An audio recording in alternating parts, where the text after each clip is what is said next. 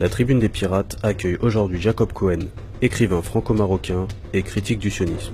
Bonjour Jacob Cohen. Bonjour. Alors nous allons évoquer ensemble deux thèmes d'actualité. Tout d'abord, quelle est la stratégie à terme d'Éric Zemmour et comment se fait-il que les médias soient complices de tels propos? Il a rejoint, mais qu'aurait bien, le camp sioniste le plus extrémiste. Ça veut dire il a rejoint Goldnadel. Enfin, il a sans aucune mesure. Il dépasse même, à la limite, il dépasse quasiment, enfin, des juifs. Je crois qu'il dépasserait même Finkielkraut, enfin, à la limite. Oh oui, il a déjà dépassé. Mais moi, je comprends pas. Oui. Il cherche la guerre civile. Enfin, le camp extrémiste Non, sioniste veut la guerre civile en France. Dans la logique des sionistes et du lobby juif, il cherche à tétaniser les musulmans. Enfin, il ne faut pas que les musulmans relèvent la tête. Il faut qu'ils rasent les murs. Il faut même qu'ils aient honte de porter le voile. Il faut qu'ils aient honte de nommer leurs enfants Mohamed ou Zohra. Il ne faut pas, il faut qu'ils se dénudent. Il faut, en fait, je vais vous raconter une anecdote. Il y avait un musulman qui est entré dans une salle de tri de bagages à Nice, il y a quelques mois. Et il a dit salam alaikum. Il a été mis à pied. C'est quoi? C'est-à-dire, est-ce qu'un juif qui aurait dit shalom, il aurait été mis à pied? Non. Donc en fait, le système, il tend à faire des musulmans des citoyens soumis, qui courbent la tête, voilà, comme des colonisés. Et là, ce que disait Zemmour, c'est quasiment, il veut les enfoncer encore plus. Voilà. Oui, il veut nous remettre à l'état d'indigénat. Voilà. Même encore pire. Voilà.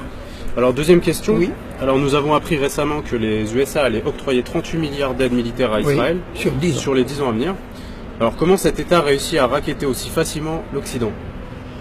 Je commencerai presque par une boutade, mais enfin, je ne sais pas si c'est une boutade. Il y a des bruits qui circulent, des rumeurs, des paroles d'ambassadeurs, etc. Vous savez qu'Israël a au moins 200 bombes atomiques. Bon. Et qui sont dans 6 sous-marins nucléaires, quasiment offerts par l'Allemagne. Parce que la culpabilité, patati patata. L'Allemagne d'ailleurs donne combien par an, à peu près? Je ne connais pas le chiffre. Mais depuis des années, des millions ou des milliards. Et même les sous-marins, ils les donnent presque moitié prix, mais enfin ils doivent s'arranger, etc. Et donc, la plupart de ces bombes sont pointées, c'est-à-dire pointées ou pas, mais en tout cas, elles peuvent être très facilement pointées sur la plupart des capitales européennes. Et les Européens sont probablement convaincus que les Israéliens, le jour où ils tomberont, pour une raison ou une autre, ils feront sauter la planète, ou ils détruiront une bonne partie de l'Europe ou de l'Amérique. Ça, c'est quasiment un fait. Et beaucoup de leaders, surtout aujourd'hui, que Israël a des leaders de plus en plus extrémistes. Un Naftali Bennett. Moi, quand je dis que Netanyahou est un modéré, les gens rigolent. Mais en fait, c'est un modéré. C'est-à-dire, c'est quelqu'un qui a vécu aux États-Unis. C'est l'arbre qui cache la forêt extrémiste. Et qui a vécu aux États-Unis, qui a la notion encore de l'équilibre diplomatique, etc. Mais ceux qui viennent derrière, comme Naftali Bennett, mais eux, ils n'en ont rien à fiche. Eux, ils ont la mentalité de Masada, c'est-à-dire, si on nous détruit, eh ben, on fera péter le monde. Et ils ont de quoi. Et je pense que c'est une crainte qui est ancrée dans les chancelleries occidentales. J'en suis certain. Maintenant, l'Amérique, contrairement à ce qu'on pense, n'a commencé à aider Israël qu'à partir de 1973. C'est-à-dire que de 1948 à 1967, c'est plutôt la France qui a aidé Israël sur le plan militaire. Il leur a même donné la bombe atomique. Voilà. Par contre, à partir de 1967, les États-Unis se sont rendus compte à quel point Israël est un élément important dans leur politique du Moyen-Orient. Il est devenu le chien de garde. Il a montré sa force, sa détermination et sa capacité. Le monde arabe dans les années 50 et 60, aujourd'hui, bon, les jeunes ne savent pas, mais c'était un monde qui rêvait d'unité, de solidarité et surtout de lutte anti-impérialiste.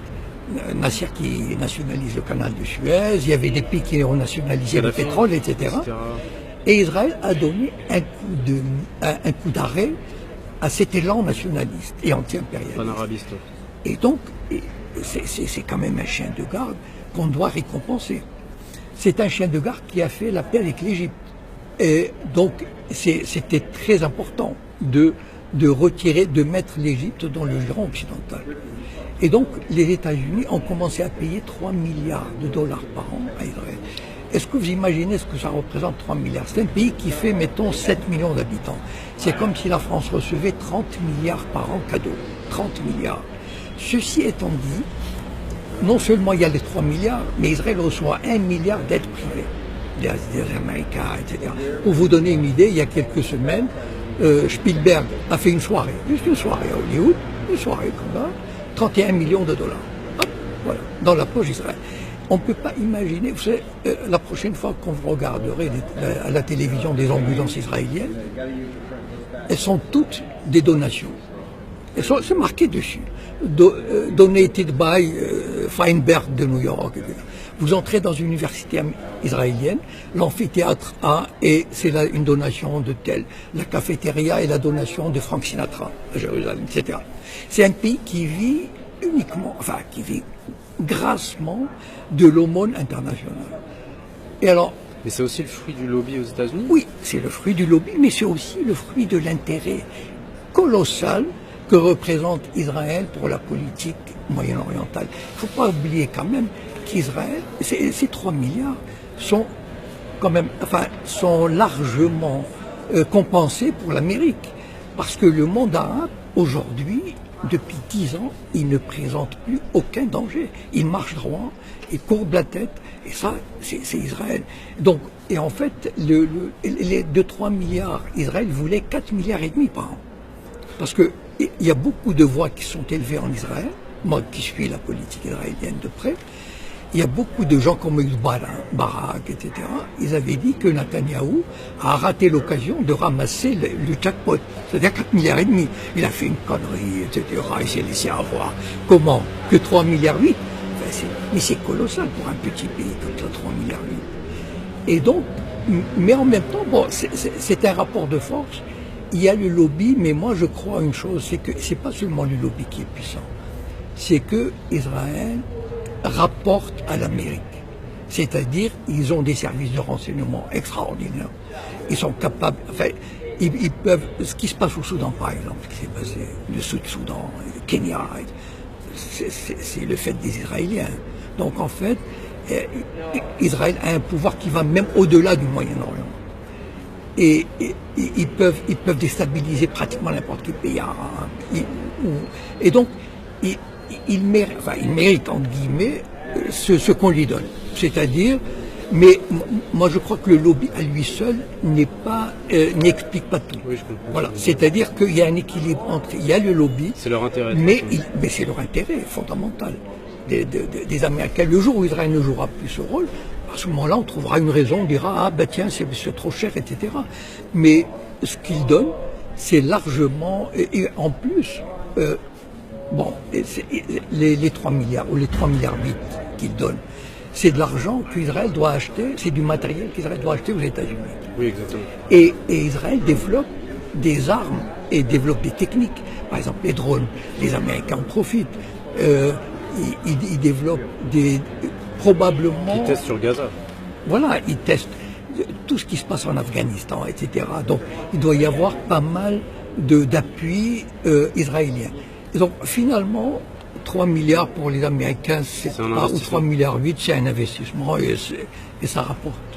D'accord, je vous remercie pour ces précisions et puis à bientôt sur la Tribune des Pirates. À bientôt. Merci.